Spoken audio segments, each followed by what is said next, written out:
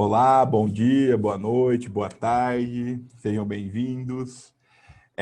Meu nome é professor Matheus e tenho o prazer aí de estar com o Rubens para mais um Atualize-se Literatura e Incentiva a Leitura aí, né?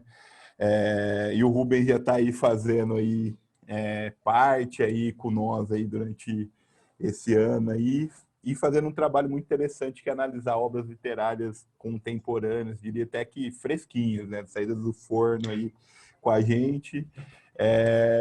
E eu acho que isso é genial. Mas eu também coloquei umas obras aí que eu acho interessante para ele analisar aí. Vamos ver se ele anima aí, se dentro do espaço dele ele vai ter agenda para fazer análise dessas obras aí. Eu acho que também são obras interessantes que vocês vão gostar muito aí. Mas eu vou deixar ele se apresentar e daí a gente começa a conversa aí. Olá a todos, eu sou o Rubens, sou graduando de Ciências Sociais na Unesp de Marília. Eu acho que vocês já estão acostumados aqui comigo. Eu acho que já é o quarto, né? Quarto vídeo que a gente já está gravando. Hoje nós vamos falar um pouquinho sobre O Som do Rugido da Onça, da Micheline Verunski, que é um livro que foi lançado esse ano e que é muito atual, uma pauta super atual. Hoje foi adiada mais uma vez o julgamento do marco temporal, e é um livro que dialoga com todas essas questões indígenas, né? E só para constar, Então, né? Hoje é dia 9 de setembro, isso aqui tem um delay até a gravação ir para o ar, né? Eu acho que é importante falar isso também, né? Que depende de edição, que não passa pela gente e tudo mais.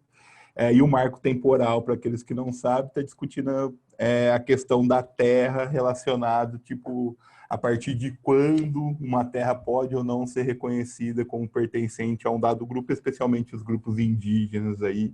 E essa discussão é uma discussão que está pegando no país, como sempre pegou a questão da terra, pensando nós aí num desenvolvimento conservador ligado ao agrário sempre, contexto brasileiro aí. O Som do Rugido da Onça, mostrar aqui a capa de novo, que é uma capa super bonita, é um artista indígena contemporâneo, Jaider Isbel. É um livro que conta a história de duas crianças que foram sequestradas, que foram vendidas aqui no Brasil. É uma história real, são fatos reais. É claro que depois vou problematizar um pouco disso. É, é um livro que vai a partir de fragmentos, né? A gente tem poucos detalhes do que de fato aconteceu e a autora vai tentar recuperar de forma literária tudo o que aconteceu. São duas crianças da etnia Miranha e da etnia Juri, que são vendidas junto com algumas outras crianças que morreram ao longo do caminho e que foram parar em Munique, na Alemanha, né, na atual Alemanha. Essas crianças morrem lá, isso não é spoiler, a gente já sabe disso, uma premissa, é histórico. Essas crianças morrem lá, só que os europeus tiveram contato com ela, o rei chegou a ver ela, o rei do território ali, que não era a Alemanha em si, porque a Alemanha só foi unificada no final do século XIX. Essa história é de 1820, no começo do século XIX. Então, dois cientistas, incentivados por esse rei da Alemanha, Spix e Martius, eles vieram para o Brasil, chegaram no Rio de Janeiro, atravessaram, foram para São Paulo, e de São Paulo eles foram chegar lá na Amazônia. Eles atravessaram o Brasil inteiro até chegar lá e tiveram contato com o povo Miranha, que é um povo ali localizado entre o rio Solimões e o rio Japurá, no Amazonas, mas também está presente em alguns outros países, como o Peru e a Colômbia. Esse povo praticava a antropofagia, eles se alimentavam da carne dos inimigos que eram mortos nas guerras ali entre os povos indígenas, e eles também comercializavam escravos. Eu Eles posso só acabavam. comentar duas coisas que eu achei interessante na sua fala? Fala assim, eles habitam ali, tipo, outros países. Na verdade, não, né? Nós que ocupamos e delimitamos o território de maneira Sim, diferente, sim, desconsiderando eles, né? sim, com É, certeza. e a outra coisa é a respeito da antropofagia também, que não é simplesmente um comer carne, né, humana, tipo, tem a ver com um ritual religioso, que envolve a crença que ao estar tipo, realizando esse ato, o indivíduo está, na verdade, absorvendo as capacidades guerreiras relacionadas àqueles indivíduos tribo ou dos outros ameríndios, como a gente preferia chamar. Então não é um simples comer carne, mas faz toda parte de uma crença embutida dentro desse grupo, ou desses grupos que realizavam esse ritual, que estavam relacionados a isso. Inclusive, tem relatos históricos que falam que durante esse ritual, se aquele guerreiro que ia ser tipo servido como alimento chorasse, na hora parava o ritual, porque daí não fazia sentido a covardia e tudo mais daquele guerreiro que estava sendo morto, né? Mas só uns detalhes aí, só para a gente dar uns incrementos aí. Mas é isso aí, tipo, essas fronteiras foram artificiais, né? Foram criadas na colonização. E toda essa ritualística, essa crença da antropofagia foi completamente distorcida pelos europeus, né? A nossa protagonista, a Inhê do povo Miranha, ela foi levada como um ser exótico, né? Apresentada como um objeto de contemplação, de tipo, vejam esse ser que come outros humanos, canibal, sabe? Esses horrores, né, que a gente vai vendo ao longo da história. E, e aí, essas crianças são levadas até a Europa. Essa é a premissa básica. Mas a gente tem que pensar no que motivou a autora a escrever essa história, né? A autora, Micheline Verunsky, ela teve contato com essas pinturas, né? Com essas duas crianças, elas foram pintadas por autores europeus, por pintores europeus, e hoje está no Museu do Itaú, no Museu da Brasiliana. Ela teve contato com essas pinturas e ela chega a falar em várias entrevistas que ela visitava tanto essas pinturas como quem visita um túmulo de um parente, assim. Então ela ia várias vezes ao ano e ficava ali, ficava contemplando e pensando, até que ela resolve, como ela chama, de farejar os rastros, né? O nome do livro é O Som do Rugido da Onça. E depois eu vou explicar um pouco melhor do que é essa onça, mas onça aqui também é uma figura historiográfica. O que é historiografia? Historiografia é a escrita da história, né? Existem diversas formas de escrever a história, cada uma com interesse, né? As pessoas, as classes têm interesses distintos e cada uma delas vai escrever a história de determinado jeito. Então, o propósito da Micheline Verunsky era farejar os rastros a partir da história oficial. Essa história que nos é contada a partir de documentos europeus, coloniais, de Estado, etc. Porque, por exemplo, essas crianças nem nome tinham.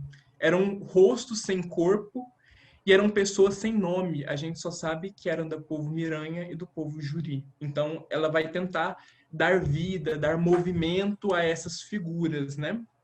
Ela vai falar que a Inhê Miranha e o Caracaraí Juri. E aí ela vai contar toda essa história, né? O modo dela contar é muito diferente. Ela aplica uma técnica completamente diferente, porque ela entrelaça tempos históricos. A gente tem diversos planos temporais. Então a gente tem um plano temporal do século XIX, que é esse que conta dessas duas crianças até a Alemanha. A gente tem um plano temporal do século XX, que retrata Munique na Segunda Guerra Mundial.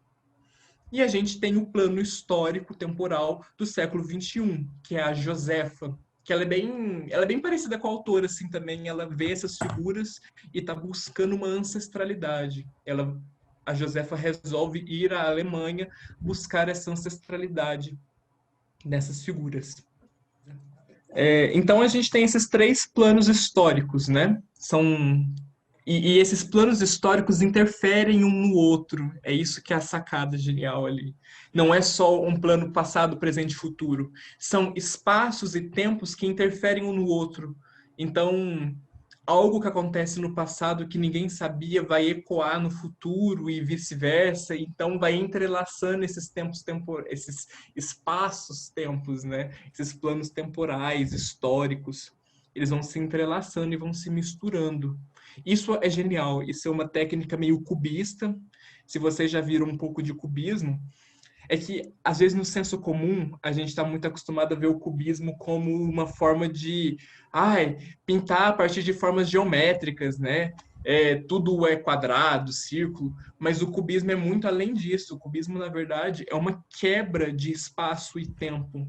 Então, numa pintura cubista, o pintor vai retratar ao mesmo tempo o meu rosto de frente e ao mesmo tempo o meu rosto de lado. Então, por isso que as figuras cubistas têm um nariz de lado e um olho para frente.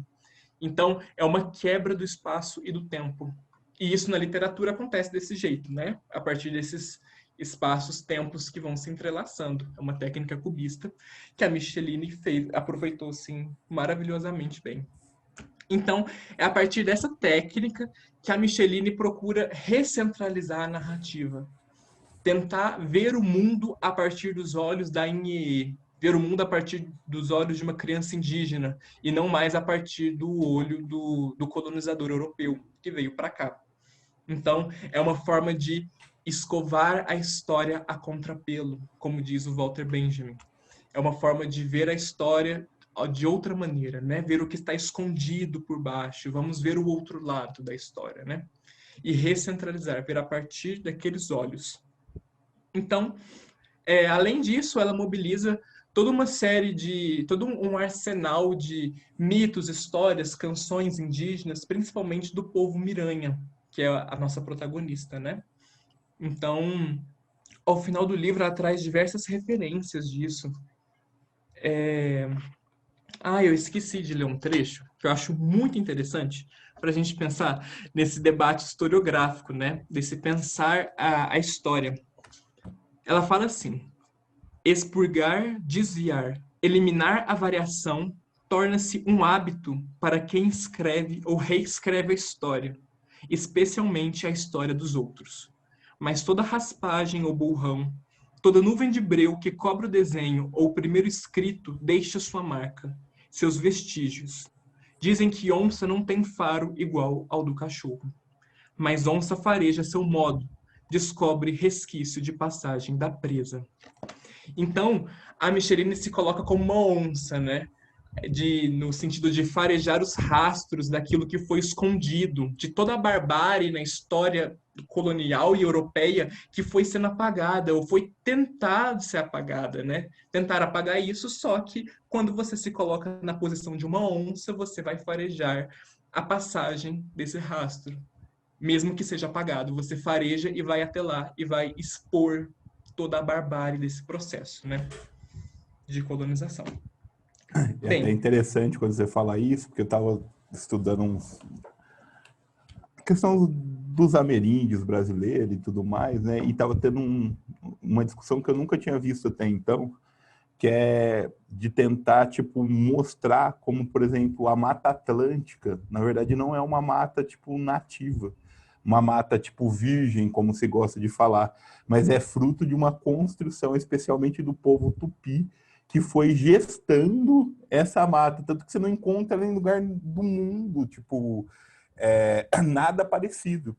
E ela tem uma regularidade nessa que é considerada virgem e tudo mais, o que tipo ajuda a sustentar a ideia que de fato foi algo construído pelos próprios povos tupi, não só, né, outros que também habitavam as zonas mais litorâneas, os conflitos litorâneos, mostrando isso, né? E nunca, por exemplo, me passou pela ideia tipo pensar isso, né? Porque a nossa história europeia que vemos apaga os nossos rastros indígenas. A gente só vê quando o moleque, tipo, o indígena lá, Apache norte-americano, que é o retratado nos livros didáticos, né? De maneira muito tosca, e no dia do índio, né? Tipo, nossa história no que diz respeito a esses povos basicamente se limita a isso. É justamente isso, né? Ser apagada da historiografia é parte crucial do nosso processo de formação enquanto sociedade tipo brasileira, né? E daí foi interessante quando você estava falando que eu lembrei na hora, isso foi, cara, para a gente é tão natural ter essa ideia que a gente jamais pensou, talvez, que a própria Mata Atlântica é uma construção indígena, né? Achei muito interessante essa tese e realmente de uma procedência assim singular. é que a gente está muito acostumado sempre a ver com esses olhos coloniais, né? Da europeia. E é todo um processo para começar a desconstruir isso e ver de outra maneira, né? É tanto que eu estava aqui pensando, quantos nomes de etnias indígenas a gente aprende na escola? Quantas etnias? Qual a distribuição no território brasileiro, né? Como que acontece? Quais as práticas? Quais as diferenças entre as etnias? Aí eu tô lembrando do material didático de história, que a gente vê lá uma série de nomes de povos que fizeram ali a transição da Idade Antiga para a Idade Média, os que invadiram Roma, visigodos, godos, os bárbaros, né, entre aspas. No material de história tem mais nomes de povos europeus antes da Idade Média do que nome dos povos indígenas do território da América Latina, né, da América do Sul, ou da América no geral, né? Enfim, uma reflexão assim. Então, Interessante porque os materiais pouco caminharam nessa questão, né? Tipo, a gente tem uma historiografia tradicional muito forte, né? Que toda tentativa de mudança, né? A própria questão da história da África, que na verdade tem que ser das Áfricas, né? Dos diferentes países africanos, a resistência que se tem de colocar isso, né? Como que, tipo, a todo momento é tentado limar projetos que voltados a essa discussão, seja da África, seja dos ameríndios e tudo mais, sempre é o discurso permanecente do colonizador mesmo. E aí essa questão contemporânea, da antropologia contemporânea de descolonizar o pensamento é algo muito sério que tem que ser levado em conta, apesar de você ter clareza que eu não fecho com a antropologia contemporânea. Mas esse aspecto é muito forte, é muito sério, precisa ser levado com muito tem que ser cuidado mesmo. apropriado. Tem que Tem ser que ser. apropriado. Tem muitas distorções, né? Mas acho que toda teoria tem suas distorções e a gente tem que estudar a sério, né? Tem uma crítica nesse livro que eu achei muito interessante que eu separei aqui, que dá pra gente puxar um conceito do Weber, que é desencantamento do mundo. No primeiro capítulo, eu vou ler aqui um trechinho aqui para vocês. No primeiro capítulo, a Micheline chama os cientistas de desencantados. Os desencantados, como chamá-los? Innie pudera observar ainda em terra os cientistas em seu trabalho de desencantamento, e logo percebera que não se tratava apenas de matar o bicho, era outra atividade.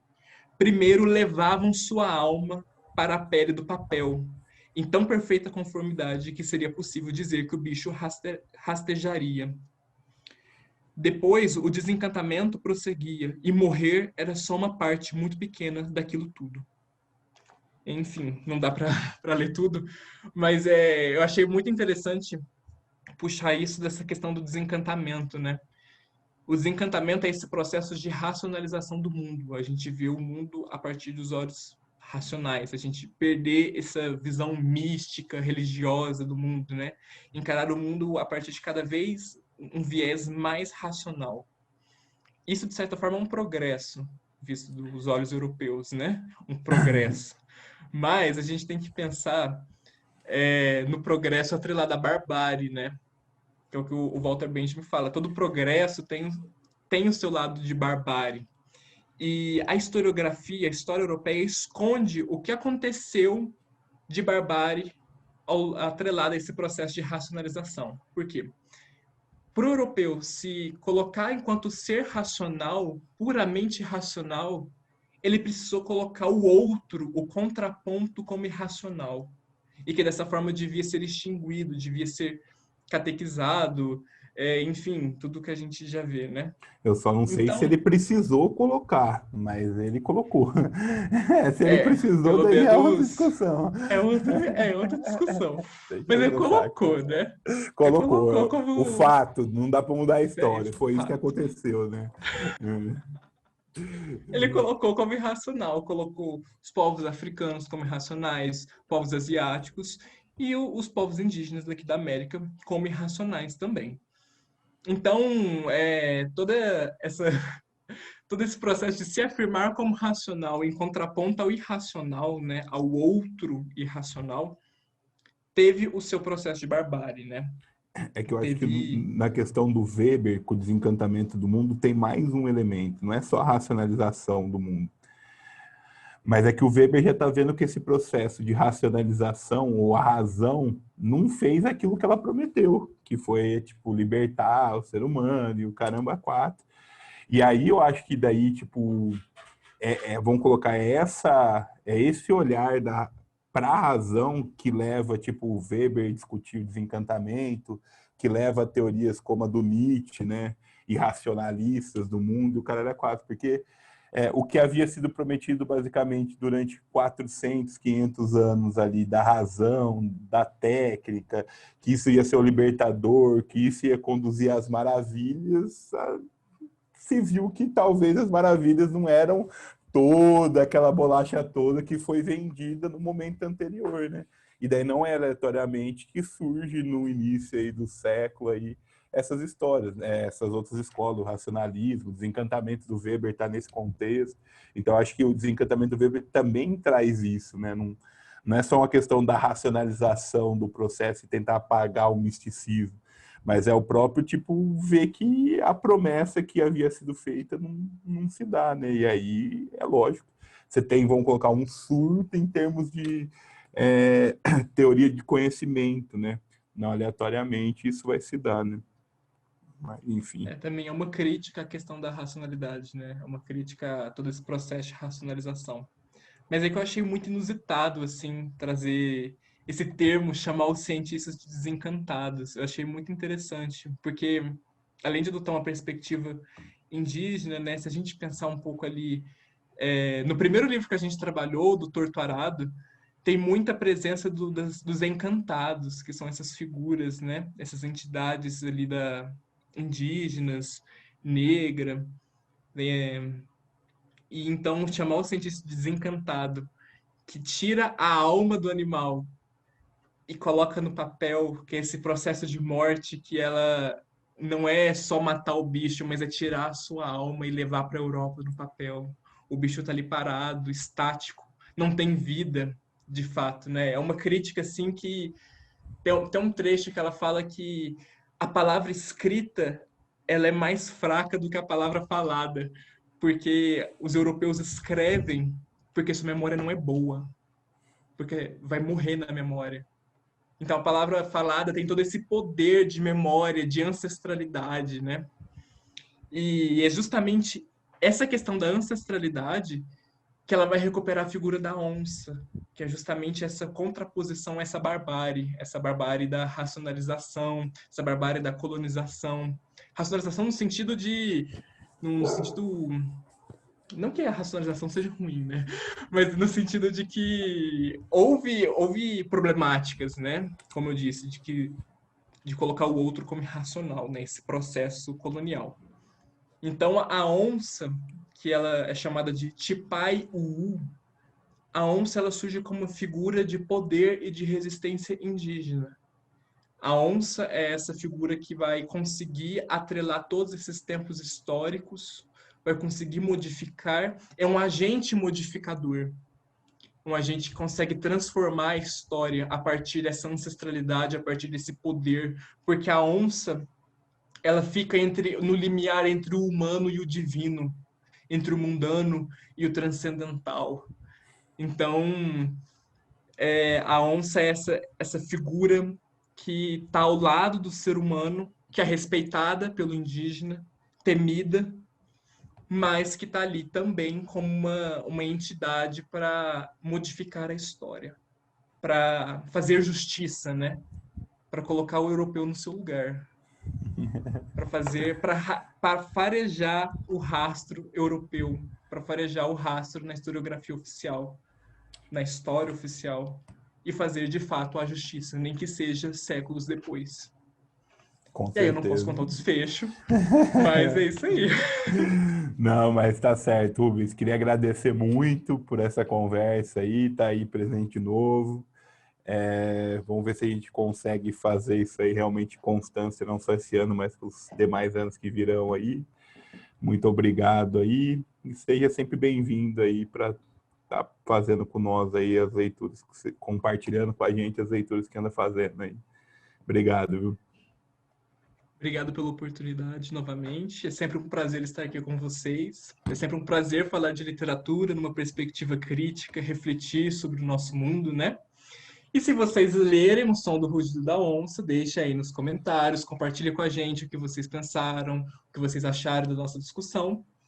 E é isso, até a próxima.